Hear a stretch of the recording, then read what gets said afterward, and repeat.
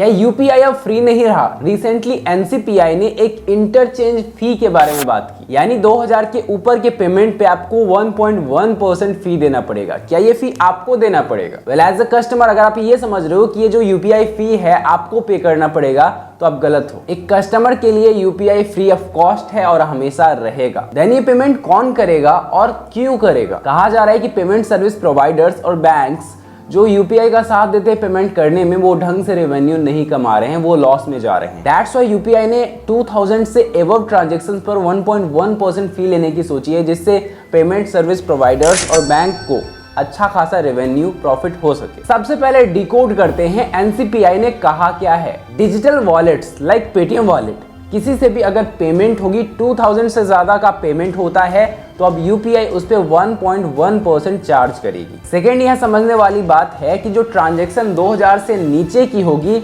उसमें कोई चार्ज नहीं लगेगा। और तीसरी जो बात है, ये जो 1.1% का फी है ये कस्टमर को नहीं देना पड़ेगा, मर्चेंट को देना पड़ेगा। इस विषय में थोड़ा आगे बात करते हैं हम लोग डिटेल में। और चौथा जो समझने वाली बात है कि रेगुलर यूपीआई ट्रांजैक्शंस जो हम करते हैं बैंक टू बैंक, ये सारा फ्री होगा। 2000 से ज्यादा पर जो ये 1.1% का फी है ये कस्टमर पे नहीं करेगा, मर्चेंट पे करेगा। फॉर एग्जाम्पल, आप किसी स्टोर पर जाते हो और आप फोन पे से क्यूआर कोड पर स्कैन करके पेमेंट करते हो। ये जो पेमेंट होता है वो 2000 से एबव होता है, तो जो मर्चेंट होगा वो फोन पे को 1.1% फी देगा उस पर। तो ये पेमेंट आप नहीं कर रहे हो, ये शॉप वाला कर रहा है। अगर आप एज अ कस्टमर यूपीआई में ट्रांजैक्शन करते हो कभी भी, तो ये आज भी फ्री है और ये आगे भी फ्री रहेगा। इसके बारे में हम आगे बात करेंगे कि आगे कैसे फ्री रहने वाला है। लेकिन अब आपके दिमाग में आ रहा होगा कि ये इशू स्टार्ट कहां से हुआ, बैंक्स पैसे क्यों नहीं कमा रहे, पेमेंट सर्विस प्रोवाइडर्स पैसे क्यों नहीं कमा पा रहे? तो इसके लिए हमें यूपीआई के पेमेंट सिस्टम और रेवेन्यू मॉडल को जानना पड़ेगा। यूपीआई का पेमेंट सिस्टम कैसा है, इसको एक स्टोरी के थ्रू समझते हैं। मान लो एक बंदा है जॉन,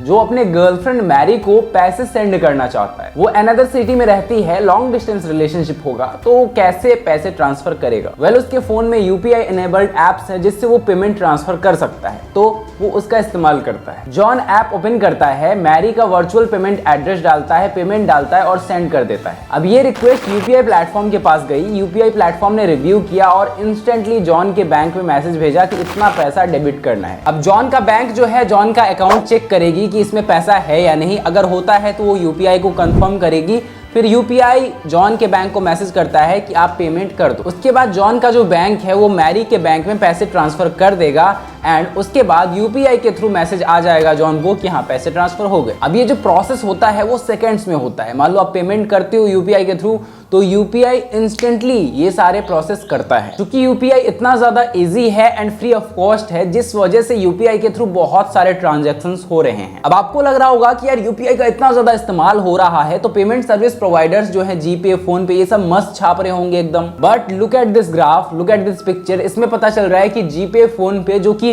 40% से ज्यादा मार्केट कैप्चर करती है ऑनलाइन पेमेंट में, वो एकदम लॉस में है एंड वो यूपीआई से ऑलमोस्ट नथिंग के बराबर अर्न कर रहे हैं। क्योंकि यूपीआई फ्री ऑफ कॉस्ट है, यानी वो कस्टमर से चार्ज नहीं करते। पेमेंट सर्विस प्रोवाइडर्स हो गए या फिर बैंक्स, वो कस्टमर से चार्ज नहीं करते इसके लिए। करेंटली अगर पेमेंट सर्विस प्रोवाइडर्स के रेवेन्यू मॉडल को समझें तो इस तरह आप समझ सकते हैं। सबसे पहला तरीका है उनका कमाने का कमीशन इनकम। जब आप payment service providers like phone पे, गूगल पे के इंटरफेस पर जाते हो तो आप देखते होगे रिचार्ज हो गया, डीटीएच पेमेंट हो गया, बहुत सारे तरीके के पेमेंट्स का ऑप्शन होता है। यानी आप उसके थ्रू रिचार्ज कर सकते हो, डीटीएच पेमेंट कर सकते हो, बिल वगैरह भर सकते हो। क्योंकि गूगल पे, फोन पे, इन सब के पास बहुत सारा कस्टमर है, इसलिए कंपनीज उनके पास टाइप करती है अपने प्रमोशन के लिए। फॉर एग्जांपल, मैं XYZ कंपनी हूं जो कि मूवी टिकट सेल करता है, तो मैं फोन पे से कांटेक्ट करूंगा और मैं चाहूंगा कि फोन पे के थ्रू मेरे टिकट सेल हो। तो फोन पे क्या करेगा, अपने इंटरफेस पे मेरा लोगो लगा देगा, हो सकता है, या फिर कोई और तरीका यूज करे, अपने इंटरफेस पे मुझे प्रमोट करेगा। अब चूंकि फोन पे के पास बहुत सारा लार्ज अमाउंट ऑफ कस्टमर्स है, वो देखेगा फोन पे पर जाकर, तो हो सकता है वो टिकट्स वगैरह बहुत सारा सेल हो जाए मेरा, एंड डेफिनेटली इसका कुछ परसेंट चार्ज मैं फोन पे को दूंगा। उसके बाद आपके थ्रू जो रिचार्जेस होते हैं, आपके थ्रू जो बिल पेमेंट्स होते हैं, जिन जिन कंपनीज को आप करते हो, उन कंपनीज के साथ फोन पे का टाइप होता है वो भी कुछ परसेंट फोन पे को देते हैं। सेकंड तरीका है सब्सक्रिप्शन रेवेन्यू। अब किराना स्टोर, किसी चाय वाले, मिठाई वाले के शॉप पर जाते होगे, आप देखते होगे स्कैनर लगा है और एक मशीन लगा हुआ है। आप जब पेमेंट करते हो तो आवाज आती है कि इतना इतना पैसा आ गया है। पहले इसके लिए पेमेंट सर्विस प्रोवाइडर्स एक नॉमिनल चार्ज करते हैं और एक सब्सक्रिप्शन टाइप का पैसा उनको आ जाता है। ये एक सब्सक्रिप्शन बेस्ड मॉडल होता है। सब्सक्रिप्शन बेस्ड पैसा आता है उनको, जो मर्चेंट से लेते हैं वो अपना सर्विस प्रोवाइड करने के लिए। उसके बाद है कस्टमर के डेटा का इस्तेमाल करके पैसे कमाना। अब चूंकि इनके पास लार्ज अमाउंट ऑफ कस्टमर्स है और उनकी साइकी, उनका डेटा उनको पता है, तो उस डेटा का इस्तेमाल करके वो मार्केट को आइडेंटिफाई कर सकते हैं, लोगों के साइकी को आइडेंटिफाई कर सकते हैं एंड नए नए प्रोडक्ट्स बनाने में कंपनीज की मदद कर सकते हैं। और उसके लिए वो एक फी चार्ज करते हैं। तो इससे कस्टमर्स का भी फायदा, क्योंकि उनको नए नए प्रोडक्ट देखने को मिलेंगे एंड पेमेंट सर्विस प्रोवाइडर्स को भी फायदा। वाइल रेवेन्यू मॉडल तो और सारे हैं, लेकिन फिर भी जो गूगल पे, फोन पे, पेटीएम, जितने भी पेमेंट सर्विस प्रोवाइडर्स हैं वो लॉस में जा रहे हैं। क्यों? वेल, इसका सबसे बड़ा रीजन है कि मर्चेंट से भी जो चार्ज करते हैं बहुत ही कम अमाउंट में चार्ज करते हैं, बहुत ही कम, बहुत ही आसान ट्रांजैक्शन चार्ज करते हैं। मतलब मान लो आप किसी शॉप को पेमेंट करते हो तो शॉप वाला कुछ परसेंट चार्ज करता है फोन पे, गूगल पे, क्योंकि यूपीआई का इनिशिएटिव ही था कि पेमेंट लेना देना आसान किया जा सके। लेकिन जो पेमेंट सर्विस प्रोवाइडर्स हैं उनका पेट नहीं भरता है, क्योंकि अगर हम बात करें तो कस्टमर्स को अट्रैक्ट करने के लिए पेमेंट सर्विस प्रोवाइडर्स बहुत सारा कैश बर्न करते हैं। फॉर एग्जाम्पल फोन पे जितना स्पेंड करती है उसका 47% वो एम्प्लॉयज को ही पे करने में स्पेंड करती है। उसके अलावा कस्टमर को कैशबैक देने में, फोन पे का मार्केटिंग करने में, बहुत सारे चीजों में बहुत सारा पैसा उनका खर्च होता है। और जिस पर 2022 में 866 करोड़ रुपए उन्होंने स्पेंड किए। क्योंकि यूपीआई फ्री ऑफ कॉस्ट लेन देन करवा रही है पेमेंट का,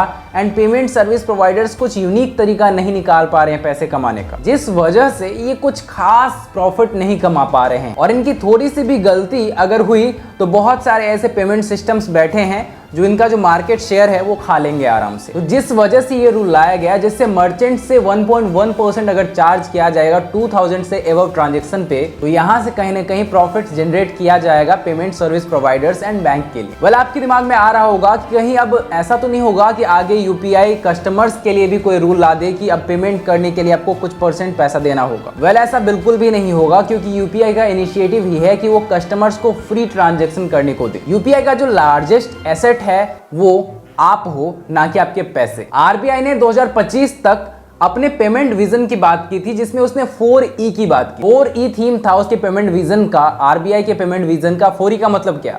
ई payments for everyone, everywhere and every time. UPI का विजन ही रहा है कि वो सेफ, सिक्योर, कन्वीनियंट, अफोर्डेबल और एक्सेसिबल पेमेंट सिस्टम कस्टमर्स को प्रोवाइड करे, जिससे कस्टमर कहीं भी कभी भी पेमेंट कर सके फ्री ऑफ कॉस्ट। तो इस बात से निश्चिंत रहे कि यूपीआई कोई चार्ज लगाएगी, एंड डेफिनेटली देखते हैं फ्यूचर में क्या होता है। आपको क्या लगता है, जैसे जैसे यूपीआई के कस्टमर्स बढ़ते जाएंगे, क्या यूपीआई को चार्ज लगा सकती है कस्टमर्स के लिए? अगर आपको ऐसा लगता है तो कमेंट बॉक्स में हमें जरूर बताएं। एंड अगर आपको हमारी वीडियो पसंद आई है तो फटाक से एक लाइक करें, क्योंकि आपके एक लाइक से हमारा पावर दोगुना हो जाता है। हम ऐसे ही रिसर्च कंटेंट लाते हैं, रिसर्च करके वीडियोस लाते हैं, तो हमारे चैनल को सब्सक्राइब करके बेल आइकन जरूर से दबा लें। और जिनको ये आइडिया नहीं है कि यूपीआई उनसे चार्ज नहीं करने वाली एज अ कस्टमर, वो डरे हुए हैं कि यार यूपीआई उनसे चार्ज करेगी, उनके साथ इस वीडियो को शेयर करते हैं। Thanks for watching guys, love you.